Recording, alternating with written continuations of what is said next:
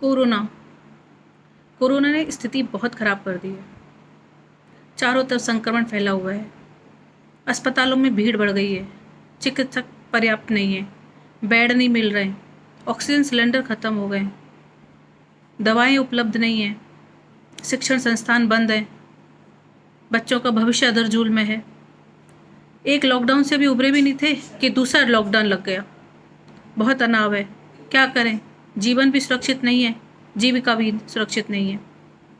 चारों तरफ बस एक ही बात, कोविड-19 से कैसे बचा जाए। बचना संभव ही नहीं लग रहा। न्यूज़ चैनल खोलो तो लगातार बढ़ता हुआ संक्रमण का आंकड़ा, मौतों की संख्या भी बढ़ती जा रही है। बहुत डरावनी तस्वीर सामने आ रही है। कैसा लगा? घबराहट हो रही है? क्यों? पहले लॉकडाउन में हमें नहीं पता था कि कैसे रहा जाए, लेकिन अब हमें पता है कि हमें इस दौर से कैसे निकलना है। हमें कोविड-19 से संबंधित सभी गाइडलाइनों को फॉलो करना है। शिक्षण संस्थान बंद हैं, लेकिन पहली लहर के निकलने के बाद शिक्षण संस्थान भी खुले थे और बच्चों को पढ़ाया भी गया, कोर्स कंप्लीट कराए गए। ये नहीं कह सकते कि बच्चे पढ़े नहीं या उनके कोर्सेज कंप्लीट नहीं हुए। वो पूरी तरह से तैयार हैं पेपर के लिए। जीवन पहले से ज़्यादा सुरक्षित है, क्योंकि अब हमारे पास दवा भी है। बहुत बड़ी तादाद में वैक्सीनेशन भी हो चुका है और लगातार चल रहा है। आज प्रधानमंत्री जी ने हमें संबोधित किया तो उसमें 18+ में के भी वैक्सीनेशन शीघ्र प्रारंभ होने वाला है। ये बहुत अच्छी खबर है। भारत के अंदर बहुत बड़ी मात्रा में वैक्सीन आई है और सस्ती दर पर भी उपलब्ध है, जबकि सभी सरकारी अस्पतालों में ये फ्री में लग रही है और लग चुकी है बहुत लोगों को। अस्पतालों के अंदर डॉक्टर्स हमारे पूरी मुस्तैदी के साथ हैं, बेड भी हैं, ऑक्सीजन भी लग रही है उनको, और लगातार प्रशासन उपलब्ध भी करा रहा है। अब कैसा लगा? अच्छा फील हो रहा है ना? कोविड कोई मजाक का या चुटकुलों का विषय नहीं है, हंसने का विषय नहीं है। ये एक बहुत ही गंभीर चीज़ है जिस पर हमें गंभीरता से सोचना चाहिए। मैं ये नहीं कहूँगी कि सतर्कता नहीं रखें, सतर्कता नहीं रखनी है, सभी चीज़ों को फॉलो भी करना है, लेकिन घबराना नहीं है, क्योंकि घबराने से कोई हल नहीं निकलेगा। मैं तो ये कहूँगी कि हमें 3 चीज़ों का फॉलो करना है। पहला, कोविड से संबंधित जो भी गाइडलाइन हमारी सरकार ने, हमारे प्रशासन ने दिया है हमको, उसको पूरी तरह से फॉलो करें। मास्क पहनें, दूरी बनाए रखें, भीड़ वाले स्थान पर ना जाएं, और इसके अलावा जो भी घरेलू उपाय किए जा सकते हैं वो भी हम इस दौरान करें। जैसे भाप लेना है, और भी जो चीज़ें आयुष मंत्रालय द्वारा जो सजेस्ट की गई हैं वो हम कर सकते हैं।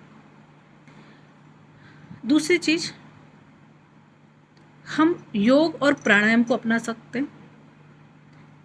अपने लिए समय दें और भगवान पर भरोसा रखें। हम अगर पूरी गाइडलाइन का फॉलो करते हैं तो ये हमारे साथ है। ये कुछ, क्योंकि जहाँ मानव की शक्ति खत्म होने लगती है वहाँ इनकी शक्ति प्रारंभ हो जाती है। इन पर भरोसा रखें और अपना ध्यान रखें। भीड़ वाले स्थानों पर बिल्कुल भी ना जाएं। तीसरी बात हम ये कर सकते हैं कि अपने आप को व्यस्त रखें। स्टूडेंट्स जो कि कोर्सेज कंप्लीट हो चुके हैं, अपने कोर्स को लगातार पढ़ते रहें। उसको छोड़े नहीं कि पेपर नहीं होंगे। पेपर होंगे, जैसे पहली लहर के बाद पेपर हुए थे, अभी भी होंगे। जैसे ही हम इस समस्या से उभरेंगे, पेपर अवश्य होंगे, तो वो अपनी तैयारी में जुटे रहें। जो कंपटीशन वाले बच्चे हैं उन्हें वक्त मिला है, आप ऑनलाइन कोर्सेज को करें, मेहनत करें, और अच्छे से तैयारी करें। और जब भी आपका कंपटीशन हो तो आप प्रयास करें कि आपको जो ये समय मिला है ये आपको एक बार में ही सेलेक्ट करवा दें। इसके अलावा जो वयस बड़े लोग हैं वो ज़रूरतमंद, चाहे एक व्यक्ति एक की ही मदद करे, लेकिन इससे ज़रूरतमंदों को मदद मिलेगी। परिवार में महिलाएं अपने परिवार में अपने बच्चों का ख्याल रख करके अपने परिवार को स्वस्थ रख सकती हैं। पुरुष किसी की मदद करके उन लोगों तक अपना सहायता पहुंचा सकता है जिन्हें हमारी आवश्यकता है। केवल प्रशासन पर, सरकार पर ही डिपेंड ना रहें, वो तो अपना काम कर ही रहे, लेकिन हमारा भी दायित्व बनता है क्योंकि ये एक राष्ट्रीय आपदा है जिसमें हम सबको एक दूसरे का सहयोग करना चाहिए। कोविड-19 की गाइडलाइन को फॉलो करते हुए लॉकडाउन लगा है, लेकिन इससे हमारा जीवन सुरक्षित होगा। लॉकडाउन अचानक नहीं लगा है। अब जो लॉकडाउन है इसमें हमारे सामान्य जीवन से संबंधित किसी भी चीज़ की समस्या हमें नहीं होगी। और जहाँ इन लॉकडाउन को लगाया गया है वहाँ आवश्यकता है, इसलिए लगाया गया है क्योंकि जीवन है तो जीविका है। जब जीवन ही नहीं होगा तो जीविका भी क्या हम कर पाएंगे। तो इसको नेगेटिव ना लेकर के हम पॉजिटिवली ले सकते हैं। और मैं तो ये कहूँगी कि कुछ चीज़ों को अगर आपदा को हम अवसर में भी बदल सकते हैं। मैं एक आपको एग्जांपल दूँ, मेरे परिचित बता रहे थे कि एक कंपनी, जयपुर का ही उदाहरण है, एक कंपनी बंद हुई तो उन कर्मचारियों ने मिलकर के एक मीटिंग की पहले लॉकडाउन में। उसमें उन लोगों ने सोचा कि भाई सभी लोग बेरोजगार हो जाएं, इससे अच्छा हम कुछ सोचें, कुछ ऐसा करें जिससे कि इस चीज़ में हम कुछ इनकम कर सकते हैं बेरोजगार होने की जगह पर। तो उन्होंने सर्वे किया, थोड़ा सा आसपास देखा तो उनको महसूस हुआ कि इस समय सब और चीज़ें तो लोग स्टोर कर लेते हैं, लेकिन सब्जियां हर दूसरे या तीसरे दिन चाहिए होती हैं। कितनी आदमी स्टोर करेगा, 2 दिन की, 4 दिन की। तो उन्होंने मंडी से सब्जियां खरीदी, नमक के पानी से धोई, अच्छे से साफ़ करके उनके पैकेट्स बनाए और ऑनलाइन और नेट के थ्रू इसका एडवर्टाइजमेंट किया। और उसके बाद अपनी कंपनी की गाड़ियों को अलग अलग क्षेत्रों में भेज करके उसकी सप्लाई प्रारंभ की। और आप विश्वास न करेंगे कि उस मालिक का अब ये कहना है कि जब भी ये कंपनी खुलती है, जब स्थिति से हम निकलते हैं तो हम इस कार्य को बंद नहीं करेंगे क्योंकि ये कार्य ज़्यादा हमको मुनाफा देने वाला होगा। तो मेरा कहने का मतलब ये नहीं है कि आप सब्जियां बेचें, मेरा कहने का मतलब ये है कि हम इस आपदा में भी कोई अवसर का तलाश कर सकते हैं। देखो भाई, कोई भी व्यक्ति है वो ही सर्वाइव करता है। नियम है survival of the fittest in nature. वो ही सर्वाइव करेगा जो वक्त के हिसाब से बदल जाता है। परेशानियां हर वक्त में आती हैं, नियम भी बदलते हैं, जीवन का तरीका भी बदलता है।